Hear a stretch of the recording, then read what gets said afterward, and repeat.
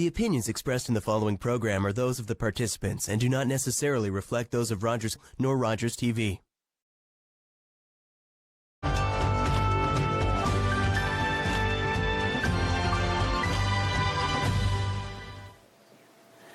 Welcome to the Rogers TV 2018 Georgina Election Debate Series. My name is Karen Wolfe, and I'll be moderating the debate with the three candidates who are running for mayor. But before I introduce them to you, I want to go over some of the ground rules that we'll be following today. Each candidate is going to be given 1 minute for their opening remarks at the beginning and a minute at the end of the show for their closing statements. A random draw has been conducted, and that has determined who will begin, and we'll reverse that at the end of the program for closing statements. I want you to know that the questions that we'll be asking have actually been developed based on input and comment that we've received from the community, and each candidate is going to be given 1 minute to answer each of the questions, and then based on whether or not our candidates feel they want to challenge anything that they've heard, we'll open each question up for a debate. So let's get started. I want to introduce our candidates to you. Our first candidate is Boris Godzinevsky. Next we have Susan Jagmenis, and then our third candidate is Margaret Quirk. So I want to go to Boris, if you would mind going first for your opening statements, please. Mediocrity is tough to get rid of. Typically, if you're bad at your job, you get fired. If you're good, you get promoted. And some people do just enough to coast by, and that ain't much. But over time, 10, 15, 20 years, people might assume that they're great at their job when they remain realistically mediocre. And as we lag so far behind, we can never hope to catch up with mediocre standards. We have to make strides. We have to demand better, higher standards. For longtime residents and know what mediocrity can bring, for new residents hoping for prosperity, and for our community's children that either move us forward or are left behind. I want to take advantage of our potential. My name is Boris Godzinevsky, and I believe that we need a leader, not a figurehead. Thank you. Susan. So my name is Susan Jagmenis, and I'm a longtime resident of Georgina. And my formal education is in environmental studies, and also I have a journalism background. I've spent most of my career working in the marketing and communications field, and that's where I feel that I have the most strength to bring. I think residents aren't being properly engaged, and therefore they don't feel that they're being adequately consulted about the important decisions that affect their lives and their pocketbooks. I also believe we have a problem with spending. I think we don't have the commercial and industrial tax base to support the spending that we're doing. We're putting too much of a burden on residential taxpayers. I'd like to see our planning and permitting departments undergo a review. I've heard complaints that our processes don't encourage businesses to locate here. I'm new to politics, but I'm hardworking. I'm willing to put the effort in to understand the issues and advocate on behalf of residents who I believe feel that they're not being heard. I think a competition in the election is good, and I believe all the candidates that are running in this election are doing it because they feel that. Thank you. Thank you, Susan. Margaret. Hi, I'm Margaret Quirk, and I'm seeking re-election as mayor here in the town of Georgina. I've lived in the town for over 35 years and was first elected as Ward 1 councillor in 1994. I held that position until 2010 when I decided not to seek re-election. I returned to politics in October 2014 and was elected mayor, and have spent the last 4 years working hard for you, the residents of Georgina. I have proven leadership, and I'm dedicated to serving this wonderful community. I take the time to listen to your concerns and work together to find solutions. Big problems or small, I'm always willing to work with you. I have the experience to take Georgina forward in the next 4 years, financially balancing our wants and needs. I've been very proud to have served as mayor, and I respectfully ask for your support on October 22nd to continue working together for Georgina's future. Thank you. Thank you very much. Okay, we're going to get started for the debate portion of the show. And my first question is going to go to Susan Jagmenis. In your opinion, can you tell us what the role, or what you think the role is for the mayor of Georgina? I think the mayor of Georgina needs to be someone that can bring people together to discuss issues, to know about what's going on, and to try to make decisions that involve as many people as possible. So I think it's about engaging the community, and it's about working with your council. I think you have a strong need to work with your fellow council members and with regional council, but as you represent Georgina on York Region. Okay. It's the biggest. Margaret. Well, the job of the mayor can be multifaceted. There's the communication out to the residents. There's working with your fellow council members. There's engaging with staff. There's at the region. There's a number of issues there. There's different boards and committees that you sit on. And it's certainly promoting the town outside of Georgina, promoting local business, promoting, bringing your business to Georgina, engaging residents, and as I said earlier, dealing with the big problems and the small problems, and getting and finding solutions to those issues, and just being there to listen to residents, engaging them on their concerns, dealing with the budget issues, dealing with issues with the many projects that we have ahead of us. So it's a job that's 24/7. You don't take your council hat off. So it's something that takes a lot of dedication and a lot of engaging of the residents. Okay, thank you very much. Boris. Well, it's about versatility. If you are good at something for 20, 25 years, you're a specialist.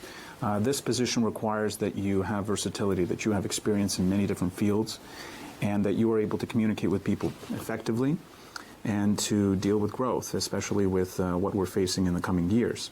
I think you have to have a smart, sensible approach, and I think most importantly, you have to be practical. You have to have the ability to assess any situation, know what department may help improve that situation, and if you're able to address it personally, then you do so.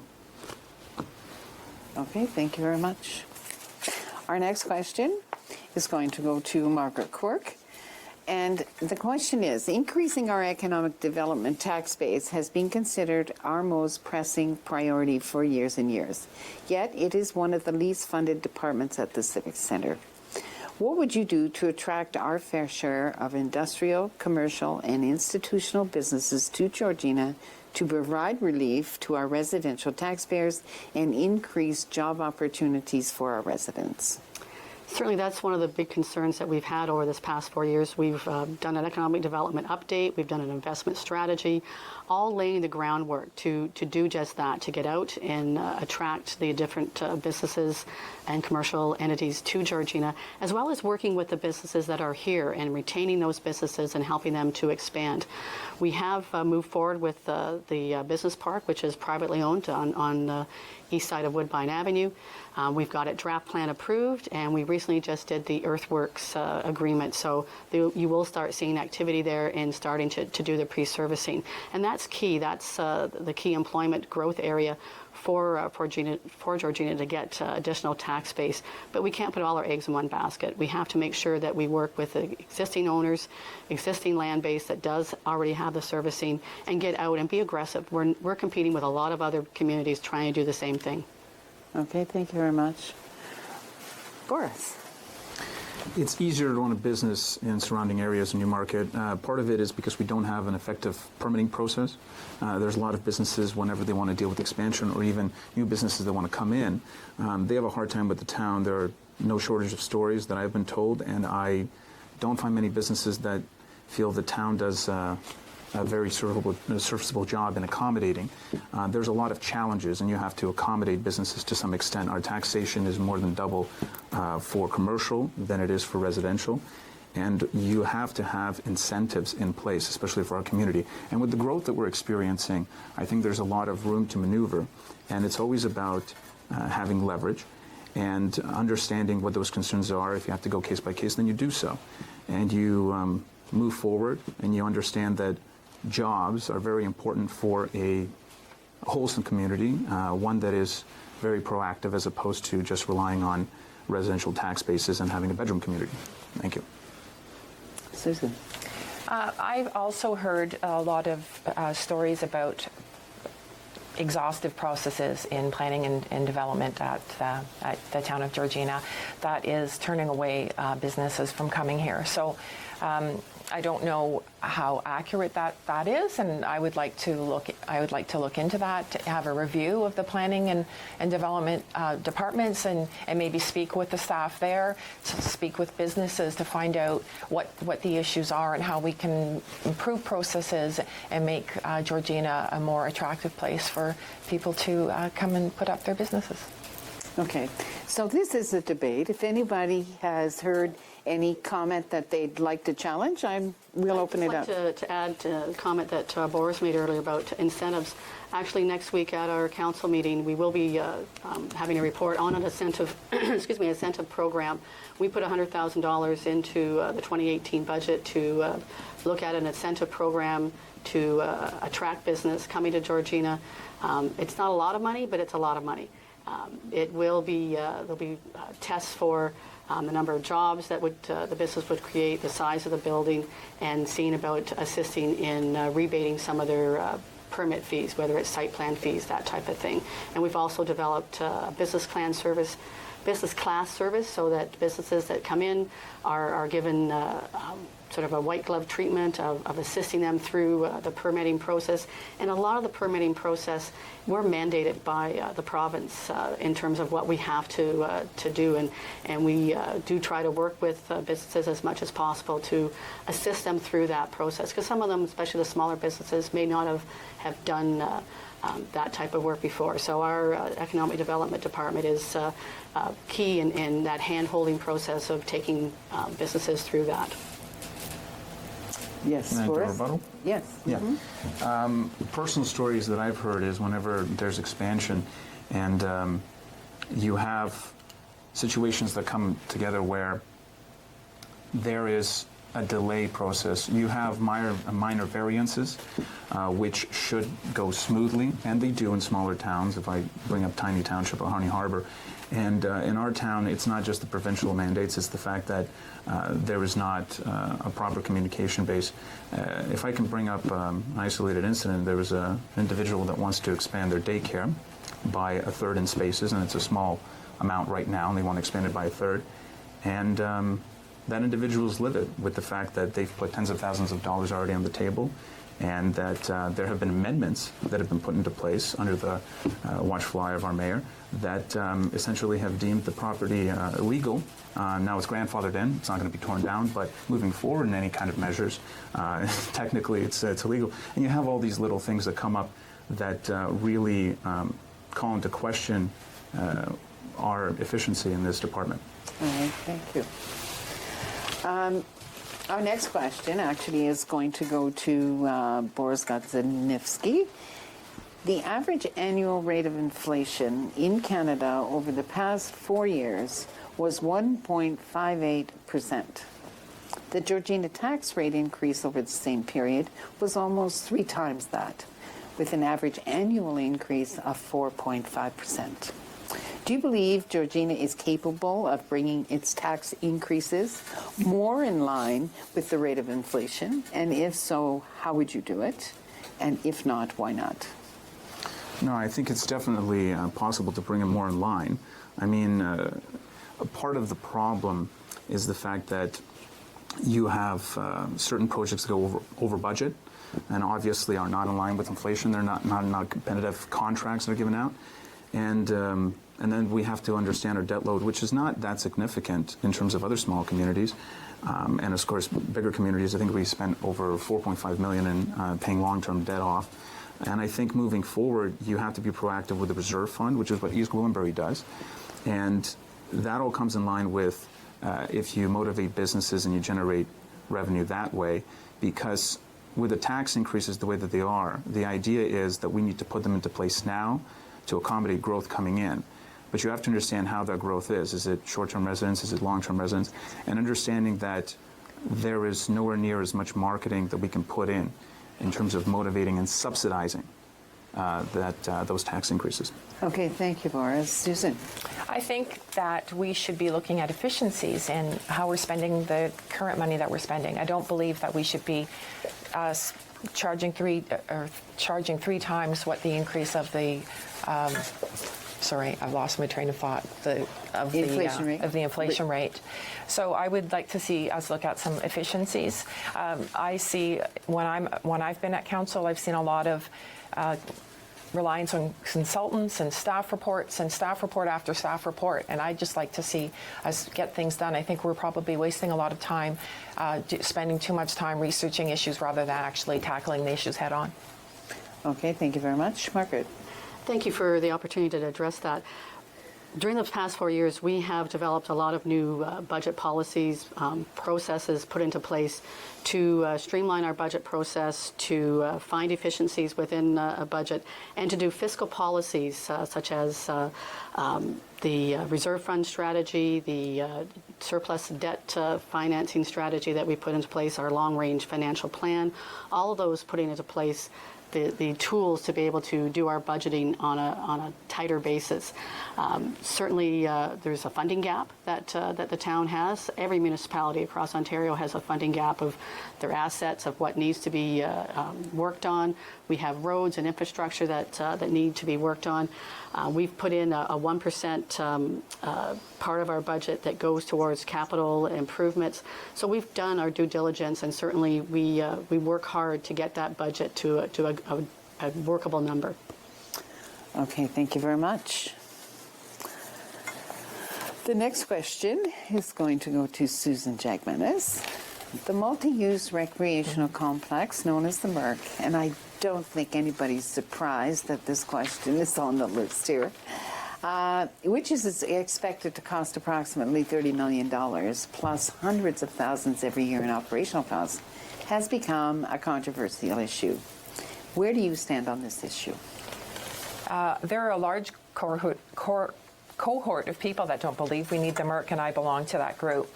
The research and studies that support it have not been shared.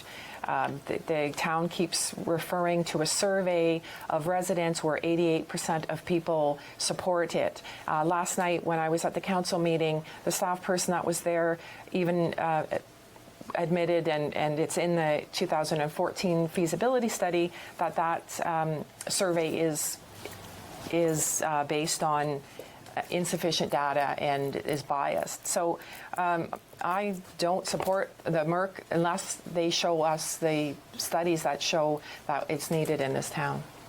Okay, thank you very much. Margaret. Certainly, I do support the Merck, and if you want to see the studies, it's certainly available. The study that was referenced last night, the survey, was only a small part of that overall 2014 recreation needs study, and it was done by the previous council, showed that we have a need in terms of our population. I think it was explained last night in terms of what the current need is and what future need is. The Merck, there's been a lot of misinformation out in the public about the Merck, and the development charges that we're collecting will pay for, we're allowed to recover 90% of the capital cost for that facility from development charges.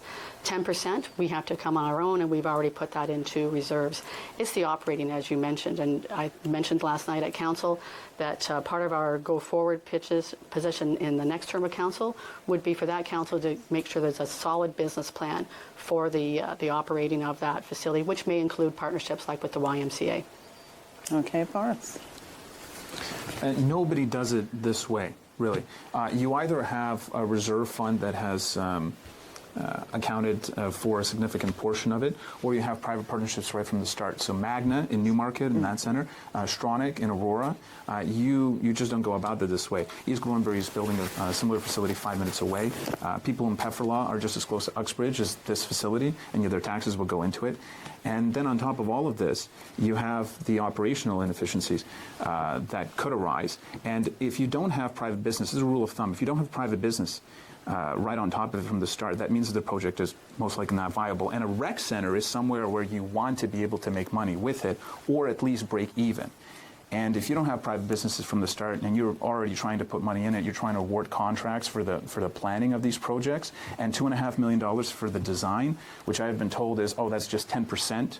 That's 10% in what? There's nothing in the rule book that says a project design has to cost 10% of the estimated costs, so it doesn't make sense. Okay, thank you very much. Has anybody heard anything here that they would like to explore a little bit further on this question? Certainly the comment about the development charges, the capital costs as well as the long-term debt costs will be covered through the development charges. So the interest on the long-term debt is also payable by the development charges. So just wanted to clarify that. Okay.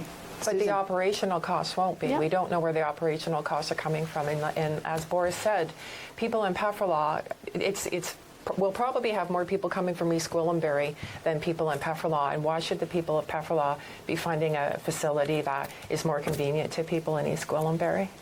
Okay. Certainly the way our taxes are pooled together. We don't spend the taxes just in Keswick and Keswick. We don't spend the taxes just in Pefferlaw and Pefferlaw.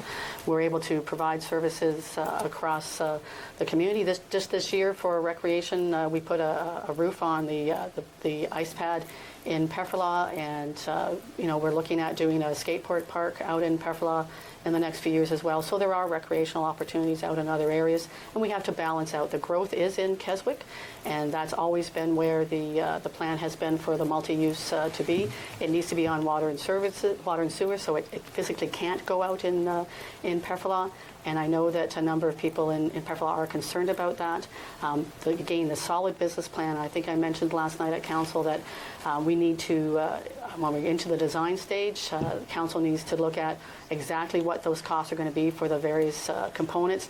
And if we need to scale it back, we need to scale it back. So those decisions will be made by the next term of Council. Okay, Boris. Yeah, there's a lot of room for this project to go over budget, as they often do, unless you have private partnership. And even with private partnership, the project might go over budget. It's not about not building something because Pefferlaw is out east. It's about having a cost-effective issues. In the by-election, I brought up the fact that there's alternatives. You can build a facility for a fraction of $30 million. That would be very serviceable to the people in Keswick. And again, you have to keep in mind that East Gwillimbury, you're building a rec center, the costs associated with the potential tax increases, and the development charges, again, you're assuming that they're going to come in time. Once you're issuing those debentures, and in that process, there's going to be a lot of growing pains, and I don't think they're necessary in this situation. You look at other facilities and how they're built, and similarly, and with Pefferlaw, for example, the ice pad, 279,000 or in that area were still from our taxes, and I've been told by several people in the provincial level that we could have had it all paid off. So there's inefficiencies there too. And the track record in our town in terms of the Rock, I mean, the Rock doesn't have to lose $900,000 a year, so that's something else that I would also put emphasis on, and I would think that we could run a lot more events there. So again, when you're trying to have more growth in the recreation department, we can use the Rock. I think it's vastly underused, and we have a smaller facility that would be much more practical and could be built within 2 years, because a bigger facility, there's so many things that could go wrong, so much longer. The Magna Center took 7 years. And that was a well-managed project, and it still took 7 years. So that's all I'll say on that. Thank you. All right, our next question is going to go to Margaret Quirk. Another major capital expenditure, and one which the taxpayers will be required to pay 100% of the costs for, is the proposed new Civic Centre with a price tag of somewhere around $30 million. We're still not sure exactly what that number might be. Probably won't until the project is completed. I wonder if you could share your position on this project as well. Certainly, we moved forward last night for the Civic Centre project. It's never popular for a council to build a Civic Centre, and we know that. The issue is we have a 60-year-old building that is costing us money every year and will continue to cost us money. We're looking at $5 million in cost just to retrofit it for accessibility needs, a second elevator, different ramps, accessible washrooms. It's a lot of money to put into an older building that truly doesn't function well now as a office. It was never designed for that. The retrofit cost, yes, is less than a new build, but at approximately $17 million to retrofit and to put an addition on. The 30-year operating costs were over $10 million. A new build is, again, approximately $25 million. We're not sure because, again, we haven't done the final design. And the operating costs there are just over $7 million. But the cost to carry the long-term debt over 40 years is actually cheaper with a new build than the existing structure. Thank you very much. Boris? Yeah, the new Civic Centre really comes from a 2016 Commission report, and everybody who is really dwelled into this issue, I would advise you to try and get your hands on that report. You just go to the Civic Centre and get it. I think it's wholly underwhelming. The $29 million that's cited there in terms of total renovation costs to keep up with the bidding, keep it up to date, and the $26.5 million, these figures are very, very loose. Now, I do agree that there are high traffic areas in the Civic Centre, and there's nothing in the rule book that says we can't build a small structure on town property that would ease that traffic. Okay, and such a structure could cost maybe $5, $6, $7 million. There would be a lot of leeway in that, and that's a viable alternative. If in the future, 10 years from now, we want to completely demolish the Civic Centre, maybe we should take it up then. But when you're looking at the Merck and you're looking at other areas of interest, I think that right now a fully new building just is not sensible in the least. Okay, thank you very much. Susan? I believe that the Civic Centre, I believe that we should probably support a new Civic Centre. My concern would be more around what we're going to do with the old building and what we're going to do with the old building. Mm-hmm. All right. Okay, our next question is going to go to Boris.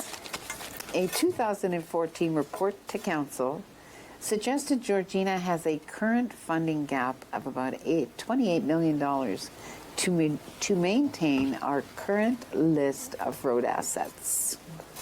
How do you propose to address this gap, and what priority would you give it during budget negotiations?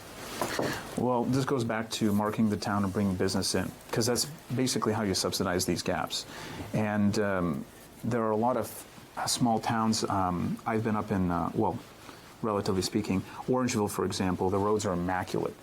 And you look at what their priorities are. We have to address the traffic. I think the beaches put a huge load in terms of people who are driving up and down the road. And then there's other things, the fact that people coming from Brock and getting to Georgina, you can see right away at the line how poor our roads are in comparison to our surrounding areas.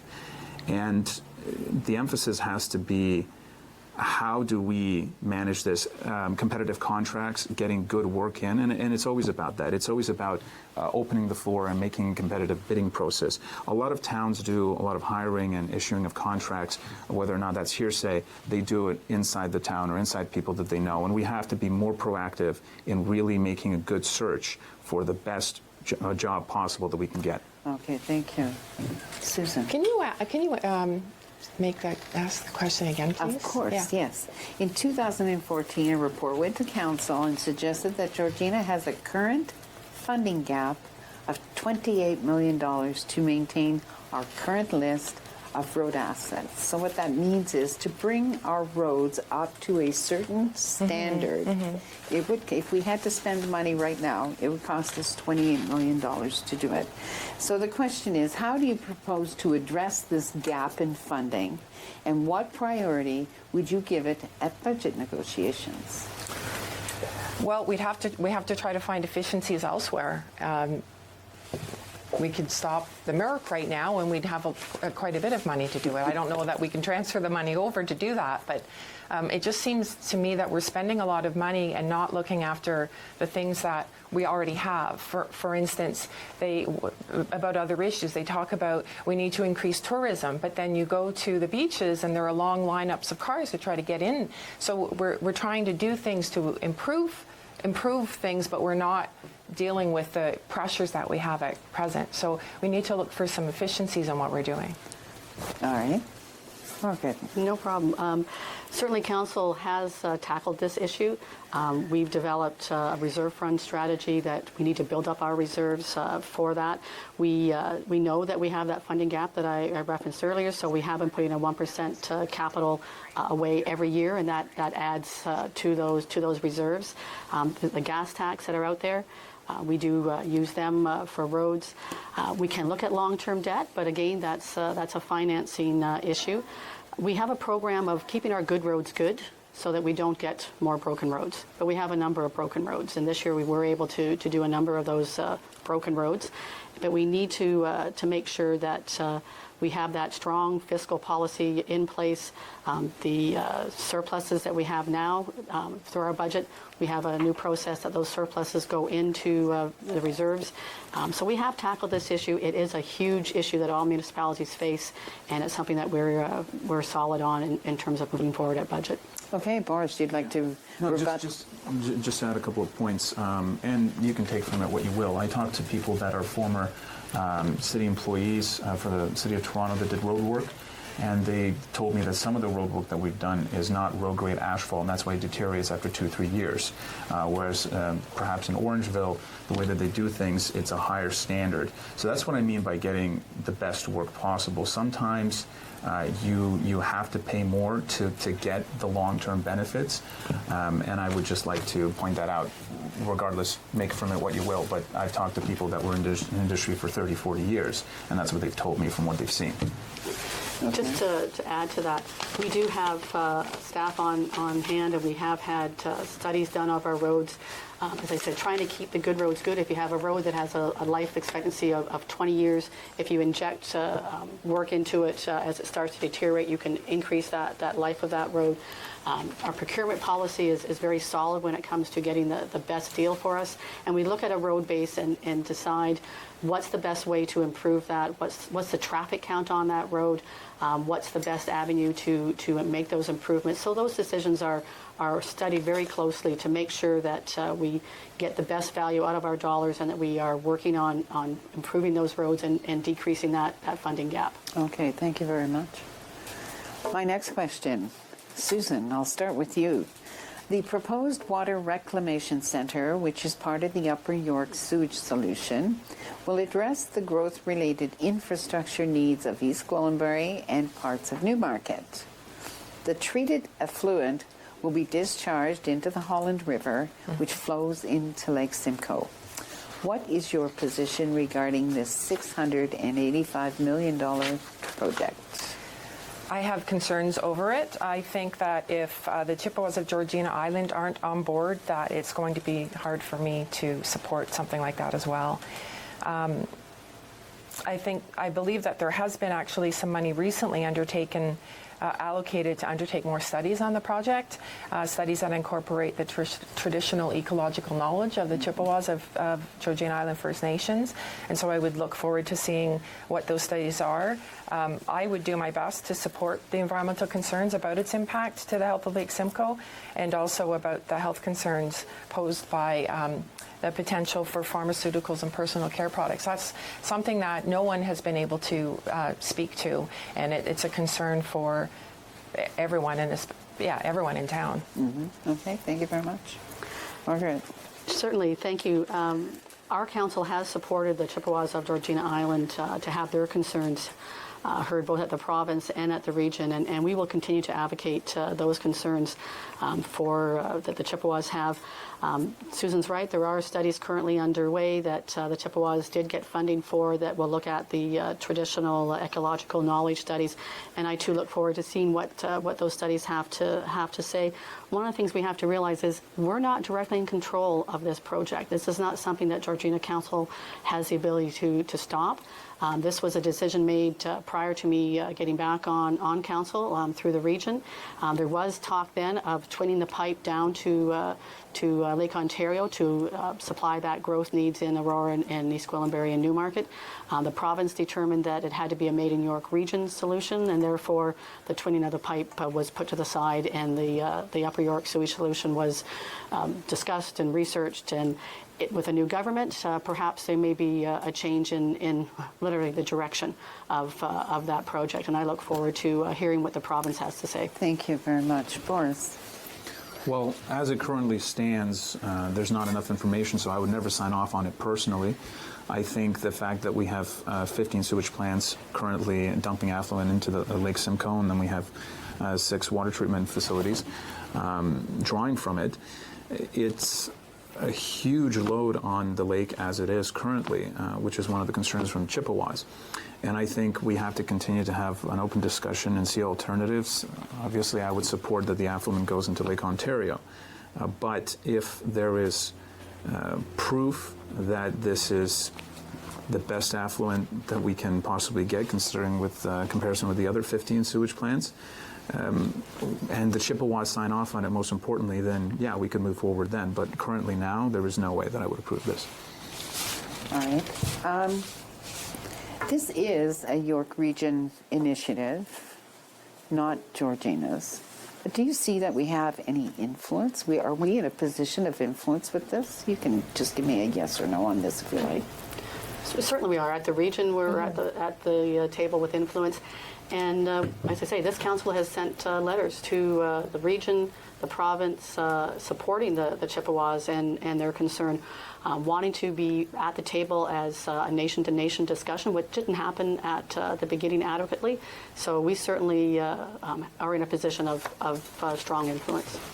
Well, we have 52 kilometers of lakefront, which is more than other communities surrounding Lake Simcoe. So I think that we have to understand what our leverage is, and the fact that no, we should absolutely have a massive say, as opposed to let's say East Gwillimbury that does not have water access. So that's a simple question in my mind. All right. I find it's unfortunate that we're at this position now in the project where I don't know how many millions of dollars have been spent, and York Region is saying that they've consulted, and the Chippewas of Georgina Island are saying that they haven't been consulted. And I'm thinking, again, it comes back to communication. Why are we at this position right now? So that's what I would trying to figure out if I was a representative at York Region, to try to bring everyone together to say, how do we get here and how do we move forward from here? We have to solve the problem, but fighting about it and arguing about it isn't going to. We need to bring people together to talk about it. Okay, thank you very much. My next question is going to Margaret Quirk. Georgina's economy depends on tourism, and Lake Simcoe is a huge tourist attraction for our town. However, short-term rentals at internet B&B sites are causing problems for our residents. How do you propose to balance our economic dependency on tourism and still maintain the lifestyle which our residents both expect and enjoy? It's a good question, because often we see people are torn. Do we want the tourists coming into town? Do we not? And certainly tourism, both from our lake, on the water, excuse me, boaters coming to us, people coming up to visit our beaches, use the cottages that they own, as well as the agritourism. So there is a definite need to balance that. We did discuss the short-term rentals last night, and we are looking at moving forward for the next term of council with regulations and licensing, because we recognize that traditionally a lot of people have rented out their cottages to help pay for the maintenance on them. But what's happening most recently is the party palaces that people are experiencing that are not what we want to see in the community. So we need to move forward to get that regulation in place for next year and balance out the desire for us to be a tourism, because we do employ a lot of people in the tourism sector. Okay, thanks very much. Boris. It's about enforcement. Sometimes you have to make examples of poor management. Some of these houses have been bought out by corporations or dummy companies. So, I think a lot of people have stayed at bed and breakfast or Airbnbs. I certainly have, and whenever I've stayed there, the owner is in the house. And the owner sets a noise standard, and you are very respectful because you are a guest of the home. And that mentality, that's what a bed and breakfast is, and that's what an Airbnb should be. So these houses that rent out to 20 people, and those 20 people don't respect, because certainly you could fit, I guess, 7 or 8 people, and they could be quiet, they, have a game night or something like that, go to the beach. But it's enforcement. You can't let it get out of hand. And whatever resources we need to allocate with regards to bylaws or have better communication with the police department, that's what we need to do. Because once we get that under wraps, then these things tend to go away, and unfortunately they'll go somewhere else, but we will not be dealing with them. Thanks very much. Susan. Well, enforcement isn't working, and we've had 2 summers of it now that we can demonstrate that it's not working. These people that are renting these party houses they're not tourists, and I've asked many times council and staff if they can demonstrate where the tourism, the economic development is as a result of this. They're looking at the issue in a really myopic way, as far as I'm concerned. They're just looking at the issue as the houses that are being rented out. They're not trying to encourage people to come here and take part in our activities and recreational opportunities, to shop here, to go to the parks, to go to the beaches, that sort of thing. They're just want to regulate them and allow them in these have them in these big houses, and you can't regulate that, because if there's no one on site, they're going to get out of hand. The place that I know of beside me, it rents out to 12 people, but there's often way more than 12 people there. Okay, thank you very much. If I could just add, certainly there are the problem houses, and we know they exist, and I know, Susan, you have one beside you. But there's other Airbnbs and short-term rentals that are well managed, whether they're a person in the home that owns the property or not.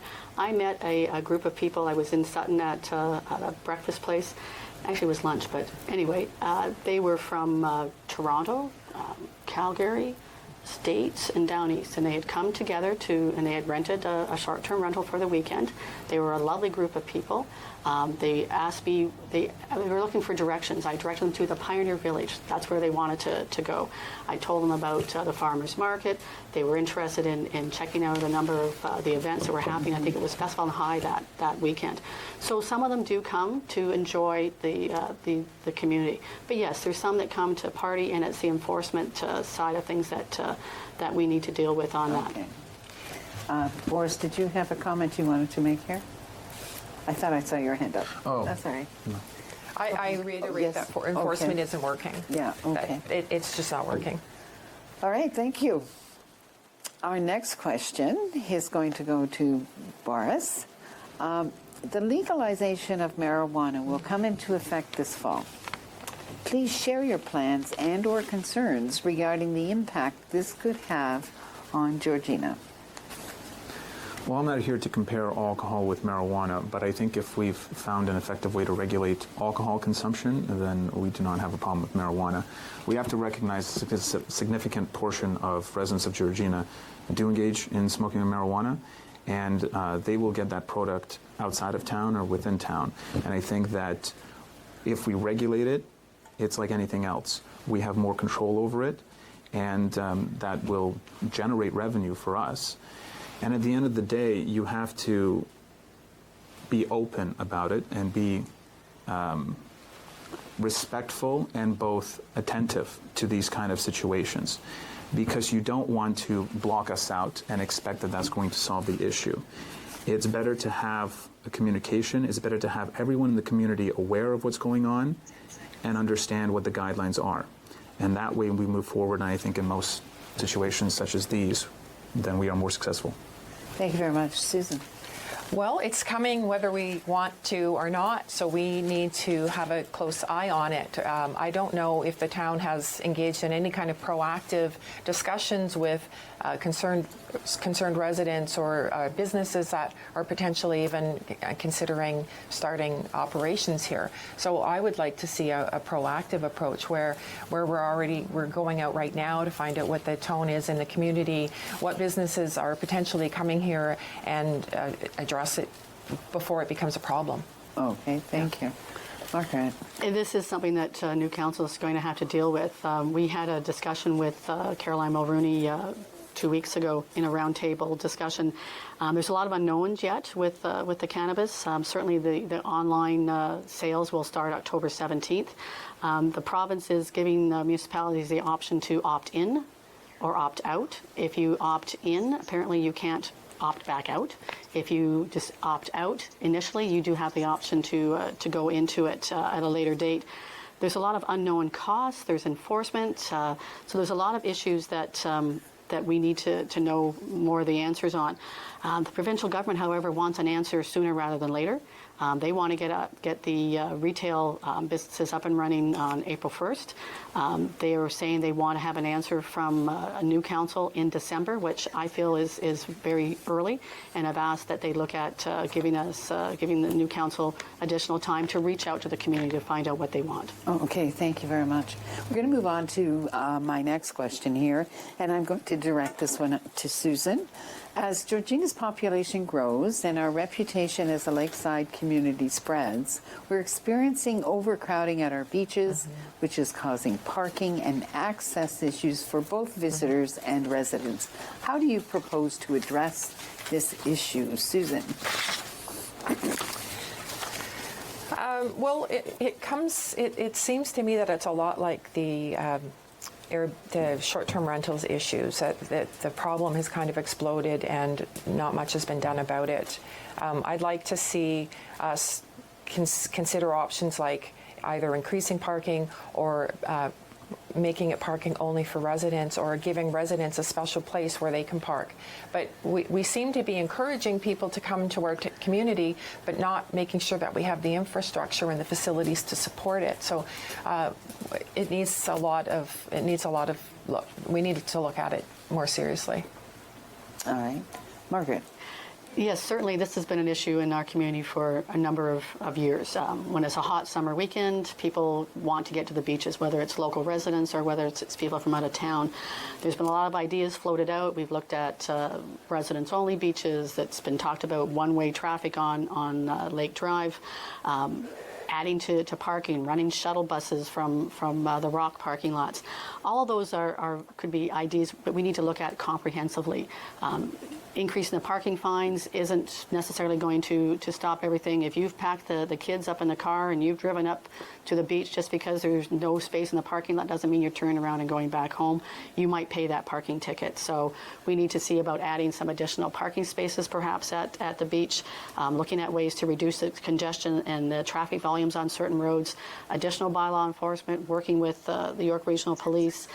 We need to do this comprehensively, and this is something we've already tasked staff to do with coordinating a comprehensive review to put some policies in place to help with this. Thank you very much. Boris. I don't think we need an extensive study. We have templates all over in Lake Simcoe and around Lake Huron. I propose a 4-step plan, and this has been on the table for several years. It starts with resident-only parking, which pretty much everybody else has except us. And then when you're talking about the parking fines, bring in some tag and tow. But the fines themselves, $50 and $35 for a parking pass, that's been the same for 9 years now. Tiny Township, it's $2 an hour to park, and the fine is $60, and that's Tiny Township. And they do have a tag and tow policy. And on top of that, the 3rd and 4th step plan would be to allow vendors, because there's nowhere for people to get food, so they're going to bring their own. So that's a way to control garbage and add more revenue and add a service that people currently do not have. I mean, at De La Salle, we used to give out ice cream at the building. We don't even do that. And then the 4th suggestion is the seasonal passes that some places do have, and they would be restricted. We would do a trial-based period, and that's an issue of return business. We have surrounding areas and communities that would come back here and be more respectful and engage in businesses more as opposed to one-offs. And that has been on the table. Okay, I think we have an opportunity to go a little bit further with this one. Margaret? Certainly, I know the idea of the residents-only beaches has been put out there, and I look at it that it's a possibility to try to do that, to look at it, maybe on a pilot basis. But I'm also concerned that we have staff members that would be monitoring that, and if a resident-only beach parking lot isn't full and a student member is there, how do you propose that student is able to control a person that wants to come in and park there that isn't a resident? And there wouldn't be enough resident parking for all the residents to begin with. So there still would be, if you know you're going to the beach and you're a resident, you get up early enough, you get to the beach by noon, and there's typically a parking space available. To designate some and expect our parking staff to be able to control that, we would need additional enforcement measures for that. I think some better solutions are to look at improving the parking that we have. We have gravel lots. I'm not saying we pave those lots, but I'm saying if we had, you go in there and there'll be a car parked here and a car parked here, and if they've been parked a little bit more appropriately, you might be able to get additional vehicles in. So if we had staff that were trained to be able to assist in that parking, to get more parking space there. But the problem is we can keep putting more parking, but there's beach loading. We have to make sure that our beaches aren't overloaded. You can bring all the people you want in cars, and people can walk, and there's a YRT bus stop at the front of these beaches. So, but if you're standing shoulder to shoulder on the beach, then where's the enjoyment there? So there's a real balance that needs to be done, and it needs to look at it. Okay, Forrest, response. Yeah, go to Innisfil. Innisfil has set up their resident-only parking perfectly. Per capita, they have a luxury in terms of amount of resident-only parking spaces. It's not about resident-only beaches, resident-only parking. And when you talk about the seasonal passes, we would try to do a trial. And none of these solutions are very costly. It's just about the desire to see necessary changes brought in. And again, I say we have templates, so we know that there is a high percentage of success with these measures. In terms of paving roads or the fines, again, when you're trying to compare, I mean, it's $35 to park legally and $50 to park illegally. Now, you could get multiple fines. But I'm saying that in terms of improvements, we have the templates, and this could be done within a year. We could have it next year. We don't need an extensive study. There's no need for it. We would need it if nobody else had done it, and we were trying to be trailblazers, but the fact is that we're lagging behind everybody else. Okay, thank you very much. And just to add, in the comprehensive review, we have asked our staff to reach out to other communities around Lake Simcoe, because we know we're not unique. This summer we had the perfect storm in terms of the 2 long weekends in July and August also had 40 degrees Celsius humidity. So people came en masse. Okay. You get a long weekend where the temperatures are 22 and it's rainy, there's nobody there. So it's something we really have to reach out and get information on. Okay, I have to stop debate on this because I want to get to the next question. And this is going to be Margaret's question to start. If you are elected mayor in this election, and in 4 years' time, someone came to you and said, describe or look back and tell me what your greatest achievement is, what would you say? Or what would you like to say to that person? If you, in 4 years' time, you look back and someone asked you what your greatest achievement was, what would you like to be able to point to? Can I point to 2 things? I'd like to see the business park be further down the road in terms of having services, maybe hopefully having that first tenant in there. And I'd also like to see the Merck facility built, operating, and people enjoying that facility. Those are the 2 things that I would like to be able to look back after the next 4 years. Okay. And Boris, if you're elected and someone asked you to look back 4 years hence and point at something that was your greatest achievement, what would you like that to have been? I think that comes from a legacy standpoint. I prefer the label of a public servant as opposed to a politician, especially locally, and that's why I like local politics. And I think that addressing people's needs and really doing something, I wouldn't want people to come to me and say, well, all of these other townships do things better than us. I would want us to get caught up to speed, especially with youth development. So perhaps because of my age, I have concentration in that area. And I think it's very important. But one single issue, I think it's a legacy situation, and I'm not really interested in that. I'm interested in doing the best job that I can as a public servant, serving everybody's needs and really managing everything and being practical. If somebody said you were practical in your 4 years of office, that would be the greatest compliment to me. Okay, thank you very much. Susan. I'd like to see a more engaged community, people that are happy with the services that they're getting and that feel that they're getting value for their dollar. Right now I hear a lot of complaining about, every time I go to council meeting there are people complaining about various things. I think we started off the Merck in a really without a lot of consultation, and as we move through the Merck process, we're just going to spend a lot more time because everybody's going to try to stop it at every single point in the process. So I'd just like to see a more engaged community, people involved in the community and happy with the services we're providing. Okay, thank you very much. Okay, I want to, actually, you guys have just been amazing because we're right on time and we're coming up to our closing statements. So this concludes the debate portion of our program, and I'm now going to ask candidates to spend a minute on their closing statements, and we're going to do this one in reverse order. So I will ask Margaret Quirk to start. Perfect, thank you. I want to thank Rogers TV for this opportunity to have this discussion, and I also want to thank all the candidates in the election for their participation. This council has tackled issues head-on. Working together, we've improved fiscal and budget policies, we've moved forward on economic and recreation and road projects, and we've made advances in economic development. Council in the next term will be dealing with many outstanding issues, and several that we heard about today. Beach access, high-speed broadband, the Lake Drive shoreline issue, short-term rentals, Maple Lake Estates, cannabis, the Keswick Business Park, the loss of the boat launch in Jackson's Point, plus those large capital projects, the Merck, West Park, Pefferlaw Fire Hall, and the Civic Centre. They all demand proven leadership to move them forward. I've been very proud to have served as your mayor, but there's still more work to be done, and I'm ready to continue to serve as your mayor. I respectfully ask for your support on October 22nd. Thank you. Thank you very much. Susan Jagmenis. Well, I promise to work hard for the residents of this community, and I promise to ask the hard questions to get to the heart of the issues, and to advise residents and to involve residents in the community's decisions. I'll try to improve communications, and I'll challenge the status quo and try to bring efficiency and common sense to the processes that we have. And I won't speak just for the sake of speaking. My name's Susan Jagmenis, and I'd like to be the next mayor. Thank you very much. Boris, God bless. 4 years is a long time. It's all of high school, and you can get 2 college degrees. A child that can't walk is learning to read. Every 4 years, we have an opportunity to pick leadership that will do the best job for us. And I think sometimes we come at a crossroads. We have 2 very different paths. I think if you want to improve beaches, you want to improve business jobs, you vote Godznevsky.